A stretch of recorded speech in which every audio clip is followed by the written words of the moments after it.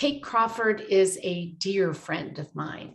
I met her about 12 years ago when she was a visitor from the University of Sydney to one of the institutes I founded and led at Microsoft Research. I was immediately struck by Kate's stunning ability to see the deep societal impacts of emerging technologies. Within a year, I had hired Kate away from the University of Sydney to join our institute. It was wonderful to be Kate's manager, mentor, and friend for the past 12 years, and to see her grow into one of the world's leading scholars in societal implications of AI. Now for a more formal intro. Professor Kate Crawford is a leading scholar of the societal impacts of artificial intelligence. She is a research professor at USC Annenberg, a senior principal researcher at Microsoft Research, an honorary professor at the University of Sydney. She is also the inaugural visiting chair for AI and Justice at the École Normale Supérieure in Paris, where she co-leads the international working group on the foundations of machine learning. Over her 20-year research career, Kate has produced groundbreaking research in publications such as Nature, Science, Technology and Human Values, and AI and Society. She has advised policymakers in the United Nations, the White House, the Federal Trade Commission, and the European Parliament, where she is on the International Advisory Board of the Panel for the Future of Science and Technology. She received the Ayrton Prize from the British Society for the History of Science for her project Excavating AI with Trevor Paglen, who will be one of the discussants tomorrow. And her large-scale investigative project, Anatomy of an AI System, with Vladan Jolet, won the Beasley Design of the Year Award in 2019 and is in the permanent collection of both the Museum of Modern Art in New York and the V&A in London. Professor Crawford's latest book, Atlas of AI, Power, Politics, and the Planetary Costs of Artificial Intelligence, has been described as a fascinating history of data by The New Yorker, an urgent contribution by Science, and named one of the best books of 2021 by the Financial Times and New Scientist. And now, without further delay, I am pleased to present to you our Obert C. Tanner Lecturer on Artificial Intelligence and Human Values, Kate Crawford. Thank you so much, Dean Chase. Well, first I want to begin by saying that I am deeply honored to be joining you here today. And I'd like to start with some thank yous. First, my particular thanks to Chancellor Christ for inviting me to give this Tanner Special Lecture along with a Tanner committee. And my thanks, of course, to Dean Chase, both for her kind introduction and personal mentorship. I'm deeply grateful also to the extraordinary trio of scholars and artists who will be joining our discussion tomorrow: Marion Foursade, Sonia Katyal, and Trevor Paglen. And finally, I'd also like to thank Jay Wallace, Jane Fink, and Ken Goldberg for all of their planning, without which none of this would be possible. My only wish is that we could be gathered together in person, but as we know, these are unusual times. So nonetheless, it is an important moment for us to be considering the values imported into our technical systems. So today, I want to talk about how truths are made. This has long been a topic of philosophy and in the history of science and technology studies, where every tale comes with a twist, and the idea of universal truths is complex and deeply fraught. But it has become increasingly urgent that we look more closely at how truth operates within machine learning. Machine learning systems are materially influencing billions of people every day, from recommending who gets a job interview and who is offered bail, to directing news feeds, police resources, and autonomous weapons. How we train them to interpret and make decisions about the world is not only a technical question, it is also increasingly a part of the stuff of everyday life. So my talk has several interwoven threads. One is a tale of epistemology, of how AI systems are making new forms of knowledge. It is also a proposition about ontology, how reality is constructed at the level of large collections of data.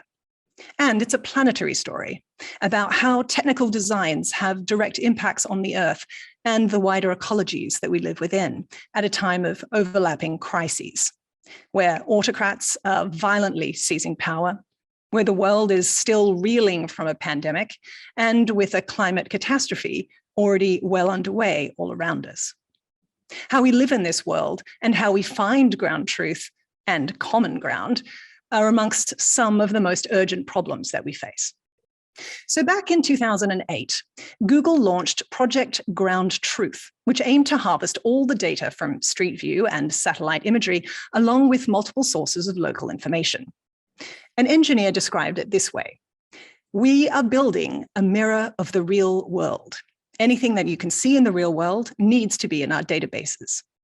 Indeed, much activity in machine learning can be thought of as a practice of trying to mirror the world, of taking data and from it producing a highly detailed machinic portrait. Now, this may sound relatively unremarkable to our ears in 2022, but it is at its root a profoundly radical project. It echoes the kind of seismic shift brought about by the invention of photography in the 19th century and the invention of artificial perspective in the 15th century, ways of seeing that were highly constructed but came to be seen as natural. When Alberti outlined artificial perspective in 1435, it was gradually accepted across Western Europe and ultimately came to be seen as an infallible method of representation, what W.J.T. Mitchell called a mechanical production of truth about the material and mental worlds. It was a profound invention that at the same time denied its own artifice by laying claim to being just the way things really look. And as artificial perspective completely transformed our understanding of vision in ways that are now completely naturalized, so is artificial intelligence altering the relationships between humans and the world under the banner of science and objectivity. It has created a new regime of truth. As Iris Murdoch once wrote, ethics and epistemology are always very closely related. And if we want to understand our ethics, we must look at our epistemology. And this is why we'll begin here at the epistemological level to see how worldviews and values are built in at the technical layer. By digging deeper and excavating into the idea of ground truth in AI, we can begin to see the ethical limits, the assumptions and ways of seeing that are encoded about humans in the wider world. So my aim here is to critically examine these ideas in the context of the history of AI, and then widen out the grounds in order to contend with the impacts of planetary scale computation, to include labor, minerals, energy, and the ecologies from which these systems draw so much. So today we'll begin here, to look closely at the idea of ground truth in AI and to see what it produces in the world and how it might be imagined differently. So what do I mean by ground truth? Well, the phrase originates from the German word Grundwahrheit, literally foundational truth. And historically, the concept of ground truth comes from multiple domains. The earliest uses in the 1800s are theological, which refer to the truth that is grounded on the earth, that is, the experience of humans in the world on the ground, as opposed to the truth of God. In the environmental sciences in the 20th century, it came to mean the truth of the ground in crop mapping and remote sensing, such as measuring fields of wheat, barley, potatoes, and other staple crops. But it was most strongly adopted in military aerial reconnaissance in the mid-20th century. In the CIA archives, in fact, ground truth is first defined in a 1964 paper as the actual state of terrestrial surface environment in support of airborne remote sensor operations. Now, capturing ground truth was a project hotly pursued by the CIA and the US Air Force with their first reconnaissance satellite program, known as Corona. The first Corona satellites went into polar orbit in 1959 and took all this series of quite extraordinarily detailed photographs of Soviet terrain using giant rolls of 70mm film. Now, when the film cartridges were full, the satellites would somewhat spectacularly eject them to be caught by Hercules aircraft that were fitted with giant nets. These images provided an early example of ground truth of Soviet military bases in the 1960s, caught as they fell literally from the sky. So in these disparate contexts, ground truth signifies information drawn from the direct observation of the Earth. We're speaking most literally of the ground itself. It's used to compare to maps and models as a way of verifying the situated and specific realities of a terrain. But in the last 50 years, the term has been enthusiastically adopted in the field of computer science. And here it comes to mean something quite different. In machine learning, the term ground truth refers to a set of training data that is used to train an algorithmic model to identify patterns in the world. In supervised machine learning, which is what I'll mainly be focusing on today, training data is collected and then commonly labeled by humans using a distributed labor force on platforms like Amazon Mechanical Turk. More training data can be used to validate a model by providing it with data it hasn't encountered before to see how well it performs. And finally, once a model is built, testing data is used to assess if the model can make accurate predictions and to compare its probabilistic similarity to ground truth. So training data is a foundational part of how machine learning works today.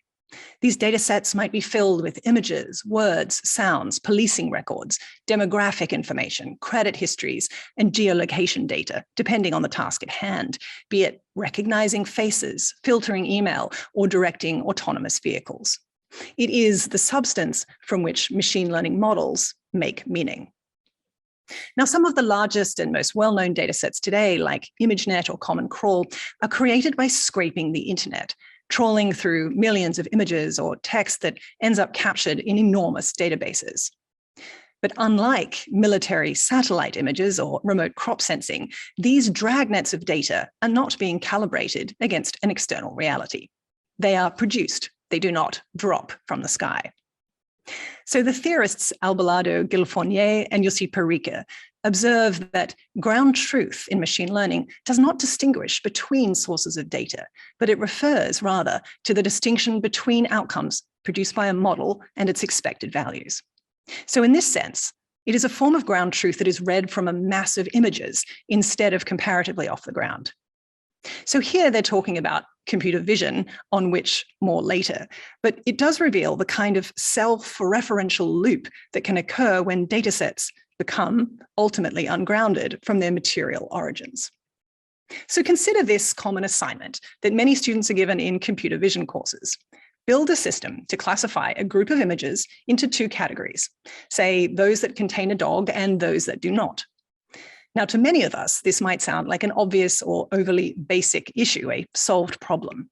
But there is no Platonic form that dictates these decisions. They are subjective and have considerable gray areas. For example, have a look at this collection of images. Which ones would you label as a dog? Do toy dogs count? What about wolves or cartoons or prairie dogs or hot dogs? Where do you draw the line?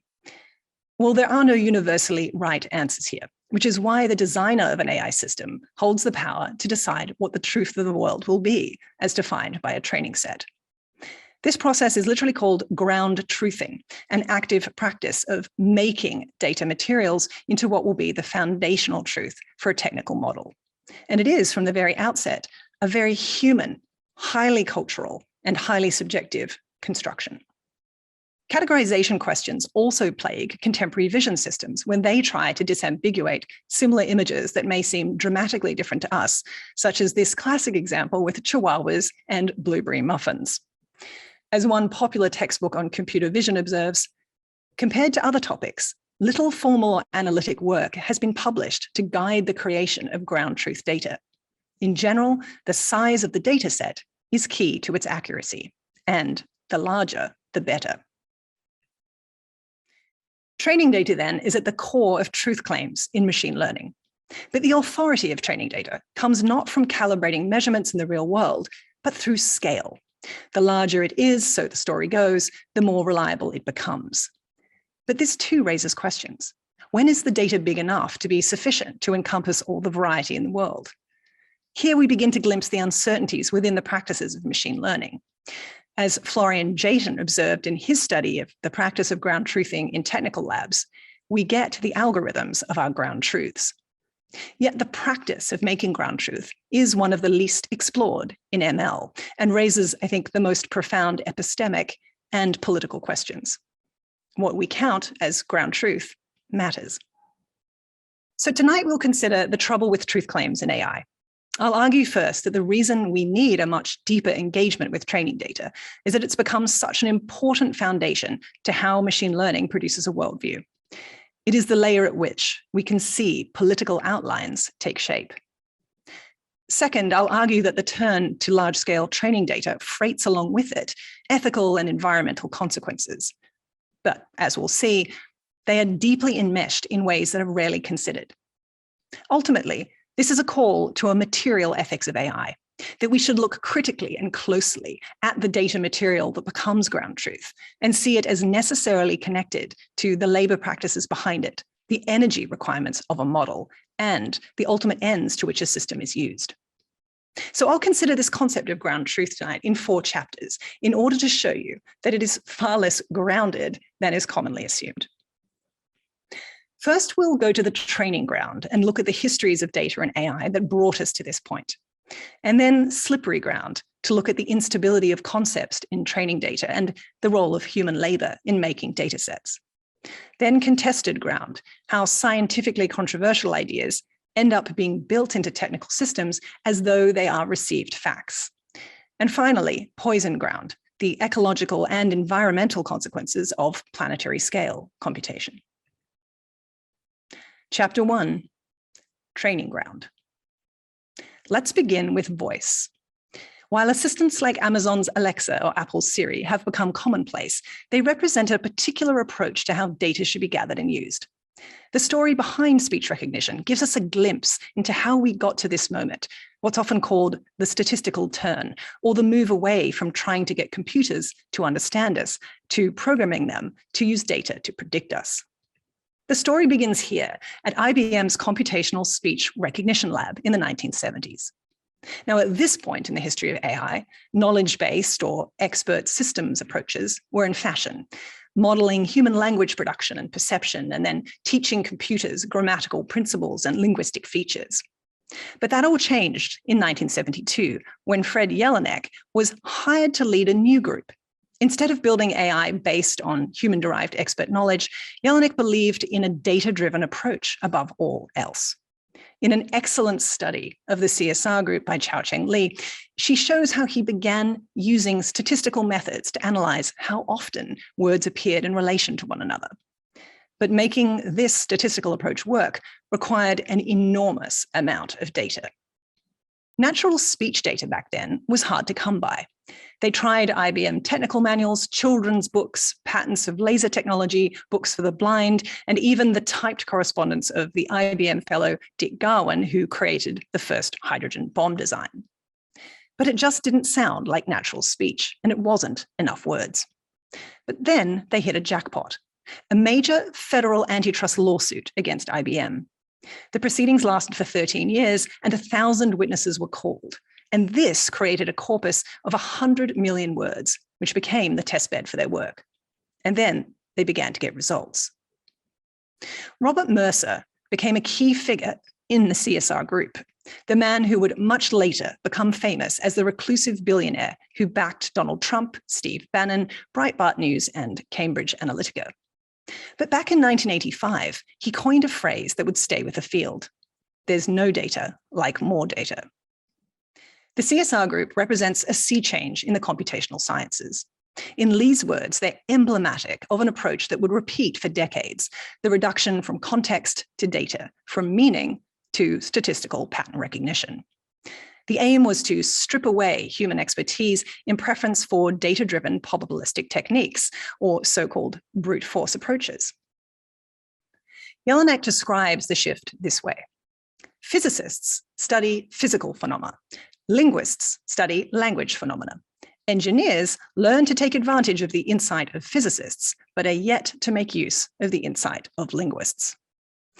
Well, I think this is an excellent description of the type of disciplinary worldview that is at the root of these approaches, prioritizing computational pattern recognition in the manner of a physicist, because it was producing quicker results and at scale.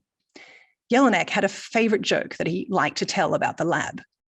Whenever I fire a linguist, he would say, our system performance improves. Today, we see the philosophy behind those early experiments at IBM deployed at scale in neural network-based large language models like GPT-3. GPT-3 is trained on a huge corpus of text known as the Common Crawl, which was scraped from 60 million domains across the internet, including mainstream sources like the New York Times and the BBC, but others less so, like Reddit and teen chat forums. If you give GPT-3 text, it will predict what sentences are most likely to come next. But even the designers of GPT-3 will admit that it has significant problems because there is so much content on the web, for example, that sexualizes women.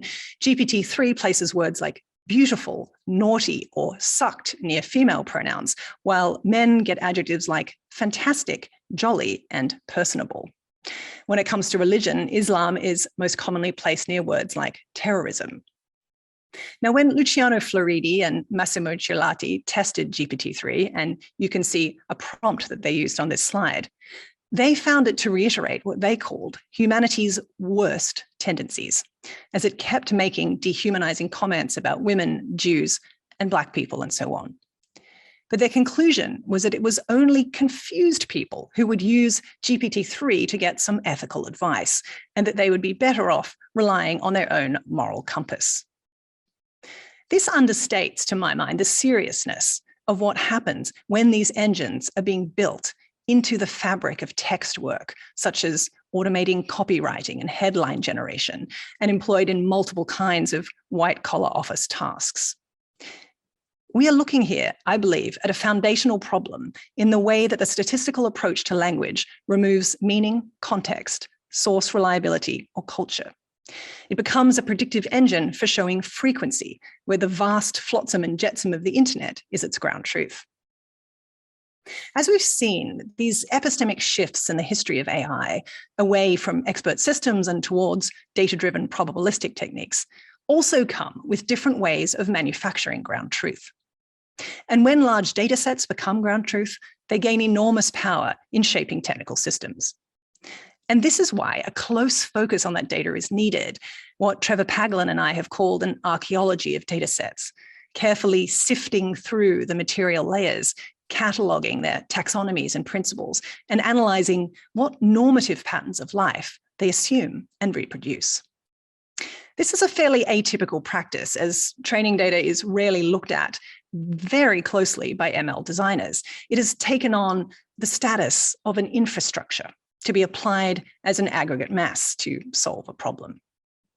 But by paying close attention to the ground truth data of machine learning, we can see how these systems also produce new social and political perspectives. We can think of this as a shift from when prediction becomes production. So let's consider how this phenomenon works in computer vision, and in particular in face and object detection, in order to look at the shifts in these ground truthing practices in just the last half century. In the 1960s, Woody Bledsoe became one of the first people to attempt facial recognition. He had been funded by the CIA to see that if he could find some sort of mathematical approach to detecting the same face across different photographs. His data was a collection of just a dozen photographs of men, which he used to mathematically derive facial landmarks of individuals.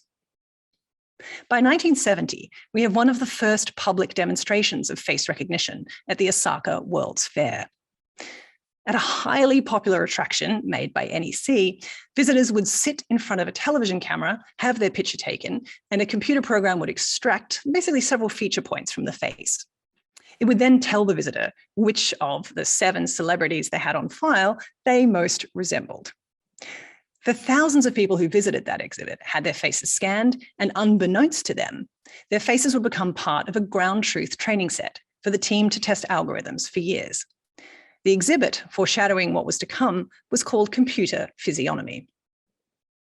The need to acquire face images by whatever means possible also drove the Ferret project in the 1990s. The Department of Defense Counter-Drug Program, along with DARPA and the Army Research Laboratory, wanted a high-resolution, large-scale collection of human faces to see if face recognition was ready to be applied to intelligence and law enforcement. They created a training set of portraits, just over 14,000 images, using people from nearby military bases. And these images became a standard benchmark, a shared measurement of ground truth to compare different algorithms. As the biometric scholar Kelly Gates has observed, a government-produced benchmark had the direct result of lending legitimacy to the technology and creating commercial interest in making face recognition profitable. However, the arrival of the internet in so many ways changed everything. Researchers and developers came to see it as a natural resource, there to be mined. By the 2000s, training sets began to reach a size that scientists in the 1980s could only dream of. Millions of images and trillions of lines of text were published every day. It was all grist to the mills of ML. And it was an epistemic shift away from dataset construction, of staging photo shoots and acquiring participant consent. As Lorraine Daston and Peter Gallison have observed in their History of Objectivity, major shifts in scientific production are also about the creation of new epistemic virtues. The turn to internet-scraped datasets represents a virtue of scale, of ground truth at arm's length, over a ground truth that was once constructed with people as participants. This brings us to one of the most well-known and influential image training sets ever made. ImageNet is a colossus of object recognition in machine learning and a benchmark. It was first conceptualized by Fei-Fei Li, who published it with her research team in 2009 with the grand aim of mapping out the entire world of objects. And this is where we see an enormous shift in scale and a new practice for ground truthing. The ImageNet team scraped search engines like Yahoo to mass harvest over 14 million images, which would then be organized into more than 20,000 categories. The underlying structure was adopted from the semantic structure of WordNet, a database of word classifications developed at Princeton in the 1980s. The ImageNet researchers selected only the nouns, with the idea that nouns are things that pictures can represent, and that would be sufficient to train machines to recognize objects. But how could they hand label that many images into noun categories? Well, the first plan was to hire undergraduate students for $10 an hour to find images manually and add them to the dataset. But that would have taken decades to complete, and so the idea was abandoned. The team contemplated using an algorithm to try to cluster the data, but it was quickly realized that the quality of labeling would be seriously compromised. The answer came with the launch of what was then a new service, Amazon Mechanical Turk. This platform meant that it was suddenly possible to access a distributed labor force to do online tasks like labeling and sorting images at scale and at low cost. This was a different kind of ground truthing, with workers being asked to sort up to 50 images a minute into categories with very little context as to what it was all for. These crowd workers would become surrogates of ground truth. They were charged with making the labels for the ImageNet team on the assumption that no specific expertise was needed and that all people will have the same contextual understanding of images, regardless of cultural context.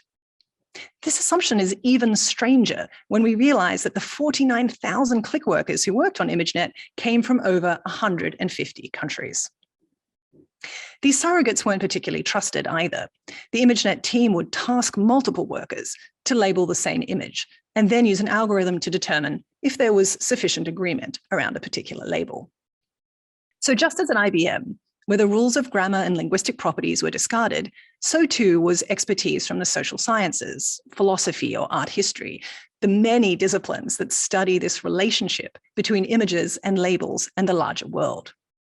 Instead, what they did was download a mass of images and outsource the work of placing them into predetermined categories. The click workers were not given any option to interpret or to reject labels altogether, or given the context of what they were building. Their analysis was less important than their verification.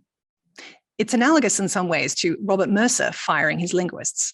The face ultimately was, here we see ultimately the faith was placed in scale, that with enough images and enough crowd workers, you produce ground truth statistically. Humans were a sorting mechanism for ground truth that could be algorithmically ranked. Here we see how images, like speech, are assumed to be self-explanatory. If we think about this as a practice of ground truthing, it's neither an expert systems approach nor a solely data-driven method. It is a human-machine hybrid, but where the humans are given very little control or time. Ground truth would be made by severely constraining what humans could do. And this returns us to the argument that the practice of how ground data is made is itself a form of politics, where those who are designing a system have the power to decide the worldview, while distributing the labor of production to those who do not have the same agency as full participants. Which brings us to chapter 2, slippery ground. How can we see the ways in which ground truth collapses in machine learning? Well, let's return to the example of ImageNet and look more closely at the images and labels themselves to get a richer sense of how these epistemological slippages occur. ImageNet's structure is labyrinthine, vast, and filled with curiosities. The first indication of the true strangeness of ImageNet's worldview is its 9 top-level categories that it drew from WordNet: plant, geological formation, natural object, sport, artifact, fungus, person, animal, and miscellaneous. Now, these are pretty curious categories into which all else must be ordered. Below that, it spawns into thousands of strange and specific nested classes into which millions of images are housed. There are categories for hot pants, hot plates, hot pots, hot rods, hot sauce, hot springs, hot toddies, hot tubs, hot air balloons, and hot fudge sauce. It is a riot of words, the reminiscent of Borgese's mythical encyclopedia. At the level of images, it looks like madness. Some images are high-resolution stock photography, others are blurry phone photographs. Some are cartoons. There are pin-ups, religious icons, pornography, children's school photos, Hollywood celebrities, and politicians. It veers wildly from the professional to the amateur, from the sacred to the profane. In the case of the over 20,000 categories that were originally in the ImageNet hierarchy, noun classes such as apple might seem relatively uncontroversial, but not all nouns are created equal. To borrow an idea from the linguist George Lakoff, the concept of an apple is a more nouny noun than the concept of, say, debt. Nouns occupy various places on an axis from the concrete to the abstract, from the descriptive to the judgmental. And we see this at work in the almost 3,000 categories used to classify people. The categories with the most associated pictures are things like gal, and some of these images are very sexualized, and chief executive officer, which you can see here, where the majority are men in suits. With these highly populated categories, you can already begin to see the outlines of a worldview.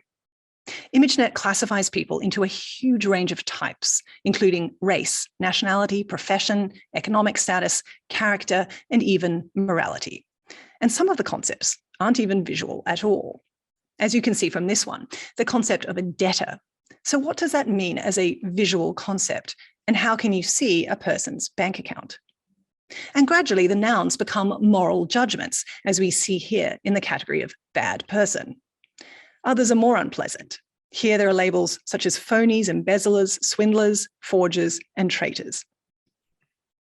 Then there are many, many categories that are genuinely offensive, deeply racist, misogynist, and ableist that are simply not repeatable in this talk. So let's remember that all of the people in these categories that we've been thinking about tonight contain, ultimately for them rather, they had no idea that their graduation photos or their holiday snaps are in one of the most influential training data sets in AI history under these kinds of categories.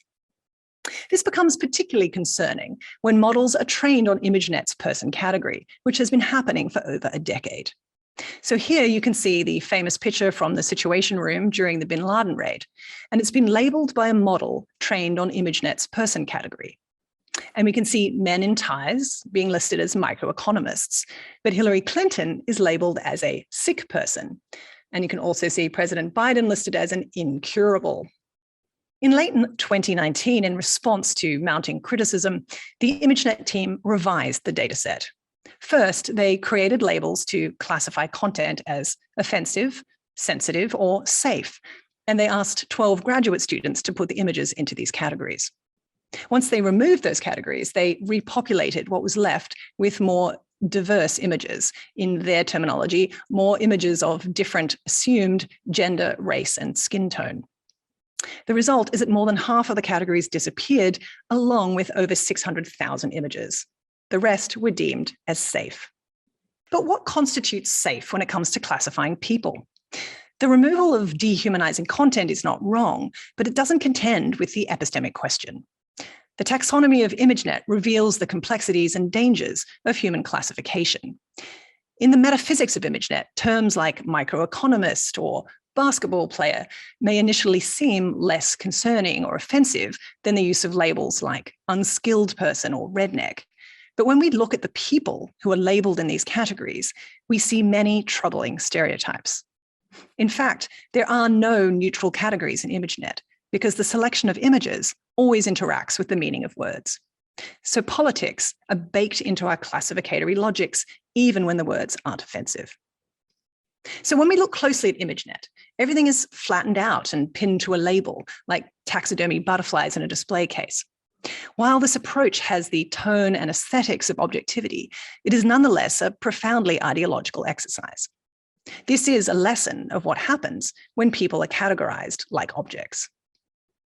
This brings us to another kind of slippage in machine learning, where paradigms slide from one domain to another, where tools that may have had success at one thing, such as face recognition, are pushed into an entirely different domain, such as race recognition. After the terrorist attacks in the US in September 11, 2001, an enormous amount of defense spending moved into the domain of automating facial recognition. This was a turning point, and the research applications widened out from a focus on domestic law enforcement to controlling people crossing borders and beyond. And similarly, the research ambitions began to expand from detecting individual faces to trying to detect gender, race, emotions, and sexuality. This is a slippage away from biometric signatures into relational and cultural concepts. And so a series of scientific claims and folk theories emerge about what we can see in an image of a face. For example, this is a paper titled, "Do They All Look the Same? Deciphering Chinese, Japanese, and Koreans by Fine-Grained Deep Learning." This claims to have created a way to accurately classify the features of each ethnicity based on a collection of photographs that they took from Twitter and the Celeb-A dataset. And yet the actual features their model detected were things like hairstyles, smiling, and eyebrow grooming. And there are hundreds of similar papers claiming that they can do race detection, gender detection, or both. A core problem is that these systems seek to reduce human identity to a mathematical model. As Simone Brown has written, this process of digital epidermalization is an imposition of race on the body, which colonial powers have enforced on populations for centuries. Above all, the concept of a pure race signifier has always been in dispute. In her writing about race, Donna Haraway notes that the little machines for clarifying and separating categories, despite their work, the entity that always eludes the classifier was simple, race itself. The pure type, which animates dreams, sciences, and terrors, keeps slipping through and endlessly multiplying. Again, we have a collapse of concepts and changing social constructions. Yet in machine learning, the myth of the pure type has emerged once more, claiming the authority of objective ground truth. So machine learning systems are, in a very real way, constructing race and gender. They are reification machines in that they produce what they name. When technical systems make identity claims about people, it becomes a statistical Ouroboros, a self-reinforcing discrimination process that amplifies social inequalities under the guise of technical neutrality. One side of this will to classify people is the production of a kind of colonial ordering, where identity, meaning, and judgment is imposed from above. But the other aspect is how these recognitions and misrecognitions feed into a wider political economy. At the level of industrial applications, these tools are designed to extract value from images, from targeted advertising to modulating insurance rates to generating financial scores. And this is where an image is not just an image. It's an ongoing process of moral and economic valuation. So here at the level of political economy, again, we see this deep entanglement of the epistemic, the ethical, and the material consequences of how machine learning works. Chapter 3, Contested Ground. So we've seen how there have been these slippages of concepts in machine learning between the metaphor, the noun, the relational and the fixed, the concrete and the abstract. But at a higher level, there are also methodological assumptions that have been imported in whole cloth from different fields, even when they're highly controversial or rejected in their home disciplines. This is a system designed by a company called 4 Little Trees to be used in schools during the COVID-19 pandemic. The system claims to detect children's emotions and classifies them into feeling one of 6 things, such as happiness, sadness, anger, surprise, fear, or neutral. The caption reads, "If the corners of their mouth are raised, the machine detects happiness." Well, for any of us who've worked in the service industry, we can certainly tell you that that isn't always the case. There are deeper questions to ask here too. Why does this system assume that there are 6 emotions? Or why are these expressions assumed to be uniform across people, regardless of age, culture, or context? So where does this taxonomy come from? And this idea that emotions are packaged in 6 universal categories? This story takes us back to a psychologist by the name of Paul Ekman. This is him in Papua New Guinea in the 1960s. Funded by the Department of Defense, he went on to do cross-cultural research with a few people. He wanted to show that facial expressions were universal, regardless of culture. Ekman would show his research subjects photographs like this, and a subject would be asked to match it to a label, such as happiness or surprise. But this forced choice format would later be criticized for priming subjects as to what the emotions might be.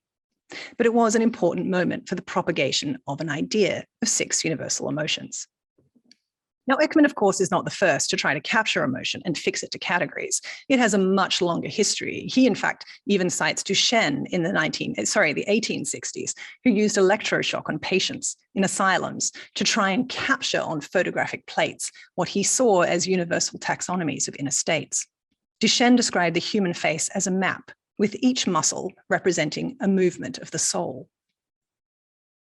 But then these ideas began to be built into early AI. This is an example of a training set made by the psychologist Jeffrey Cohn and the computer vision researcher Takeo Kanade of Carnegie Mellon. Ekman's system was an early inspiration for 2 things essential for later machine learning: a stable, discrete, and finite set of faces that humans can use to categorize photographs of faces, and a system for producing measurements. But in the history of automating emotion detection, there is this deep vein of dispute, going back to the anthropologist Margaret Mead, who critiqued the idea of universality of emotions in any case back in the 1960s, to most recently the work of the psychologist Lisa Feldman Barrett. Barrett's team showed that there were no consistent relationships between a facial expression and an internal emotion. And to quote Barrett, "It is not possible to confidently infer happiness from a smile, anger from a scowl, or sadness from a frown, as much as the current technology tries to do so when applying what are mistakenly believed to be scientific facts." So why, despite all of this evidence against the idea of inferring emotions from faces, does it persist? Well, in one sense, Ekman's paradigm became popular because the theory fit what the tools could do. It assumes a transparent relationship between appearances and essences, and a series of discrete and universal categorizations could be mapped to a simplified ground truth. Further, it was an idea that could scale. The more complex issues of context, relationality, and culture are not readily interpretable by machine learning tools. Now emotion recognition is dispersed widely, with companies like Unilever using it in job interviews to judge whether someone will be a good employee, in shopping malls to predict who might be a shoplifter, and also in the automotive industry, inside cars, to detect if a driver is feeling negative emotions. One startup even recently offered to alert nearby police to drivers who might be looking sufficiently agitated or distracted. This is, I think, one of the great dangers of emotion detection AI, and more broadly, of accepting ground truth classifications at face value, if you will. This phrenological impulse, this desire to know more about a person than they choose to reveal, has been a common goal for systems of policing and surveillance. In the early 20th century, the polygraph, the lie detector, was designed to wrest away interior truths from a subject. But after decades of use, it was found to be entirely scientifically unreliable. And yet it continues to be used for screening applicants and monitoring employees in the United States government today, particularly as a way to assess people's sexuality in ways that are both invasive and heteronormative.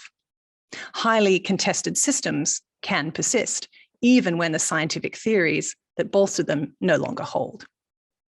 So this desire to extract ground truth from subjects from their involuntary bodily signals is now also seen in recent ML papers that claim that they can detect sexuality, for example, where the researchers labeled images from dating sites into the reductive binary of straight or gay, and in criminality detection algorithms that claim they can predict who will be a criminal using driver's license photographs as a training set. This is where we start to see physiognomy and phrenology getting a rerun in machine learning. So we can see how the field makes a conceptual error when it classifies people's race, gender, or sexual identity based on their face.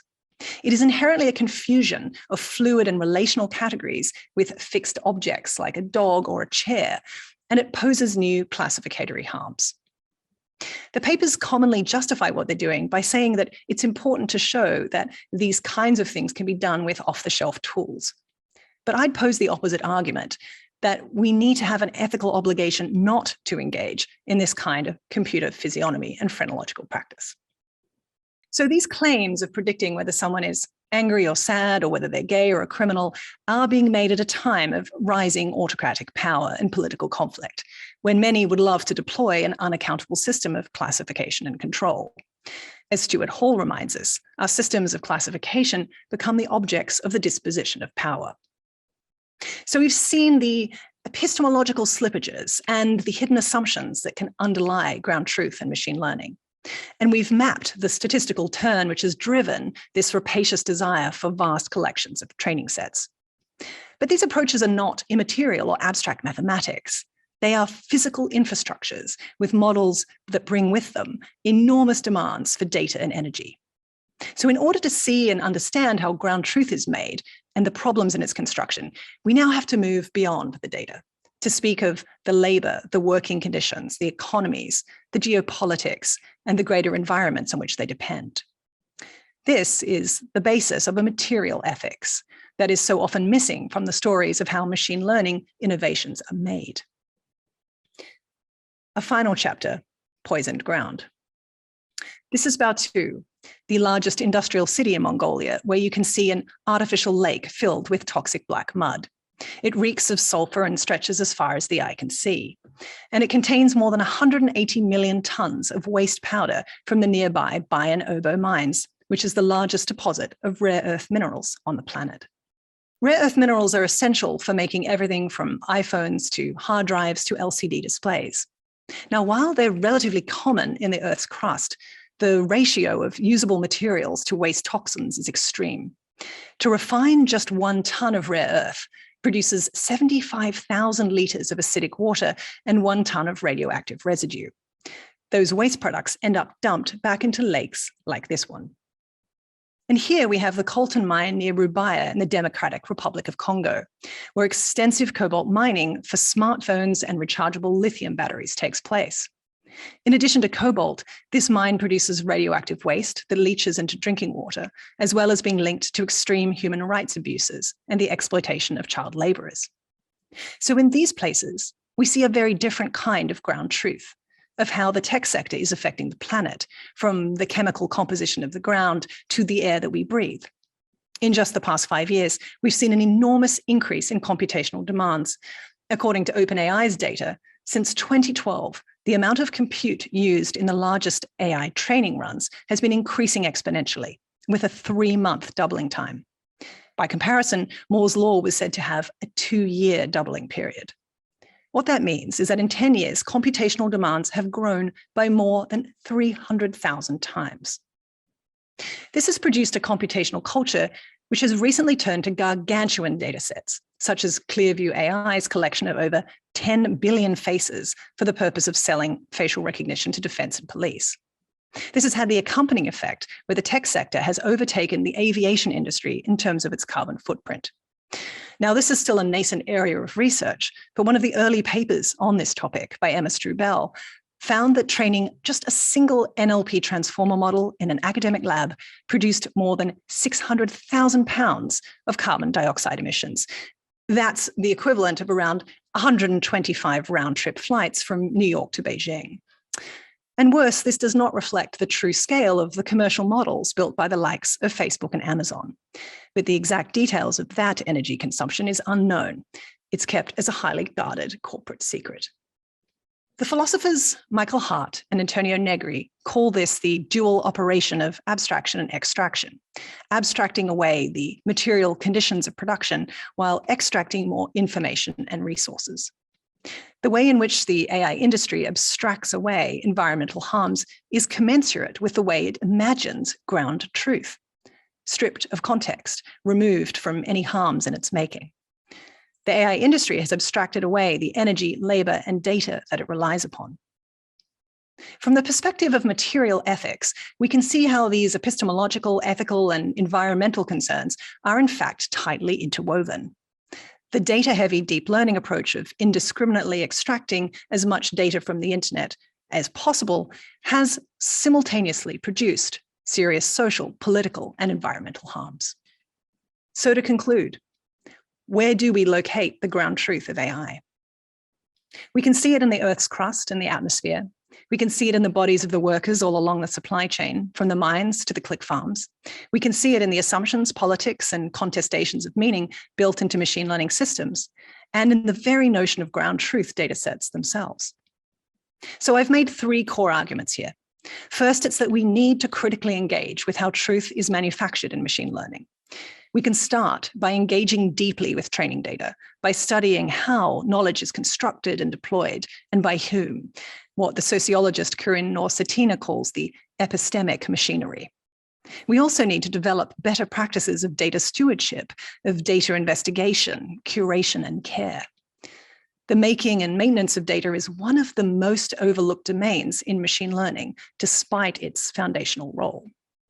Second, data sets aren't simply raw material to feed algorithms. They produce what they name. The data set, in Jeff Bowker's words, ultimately shapes the world in its image. So this practice of collecting data, categorizing it, and labeling it is itself a form of politics, with questions about who gets to decide what things will mean. As such, much of the discussion around bias in AI systems misses the mark. There is no neutral or apolitical vantage point that training data can be built upon. Removing harmful labels or adding pictures with different skin tones does not reform the fundamentally flawed classificatory assumptions and paradigms that are being taken at face value. This reminds me of what Terry Winograd, one of the founding figures in natural language processing, once said about AI. He said that it had projected a three-dimensional world onto a two-dimensional plane. By systematically eliminating dimensions, it is both simplifying and distorting. The particular dimensions we eliminate or preserve in this exercise are not idiosyncratic accidents. They reflect a philosophy that precedes them and that they serve to amplify and extend. This is such a powerful reminder both of how we so commonly see machine learning as a flat land where the vivid color and complexity of the world has been diminished.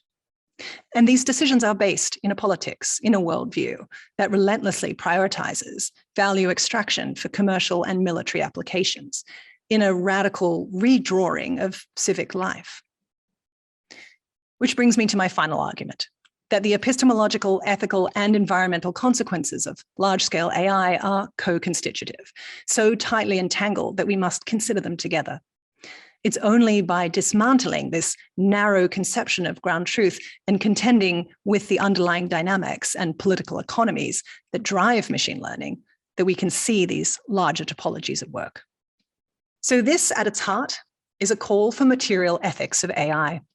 One that looks beyond a data set, beyond a machine learning system, to the full stack consequences of what we build. A material ethics would mean that we would not train a model without thinking about what worldviews are being crystallized, how workers will be paid to sort the data, and how much energy the model will consume, and what kind of institutions with their own structural legacies of inequality and power will deploy it and to what ends. The civil rights activist and law professor Derek Bell said it like this: "To see things as they really are, you must imagine them for what they might be." The legacy of ground truth in AI reveals a failure of imagination, a reduction of human meaning, and a loss of perspective. But this failure also represents a chance, a concrete opportunity to reimagine how machine learning works from the ground up, to think anew about where it should and should not be applied in a way that emphasizes human creativity, solidarity, and potentiality. This work of imagination requires us to expand our perception of what is possible, both for our species and our creations. How well we succeed will determine if we can support the flourishing of life on an already imperiled planet. Thank you so much. Kate, I just, I was just blown away by your lecture. I first encountered you 12 years ago, and your stunning ability to bring all of this together. And it is really, really amazing. And I must say one thing, sorry to kind of bring this back to what we're doing at Berkeley, but we are forming, hopefully quite soon, a new college of computing, data science, and society.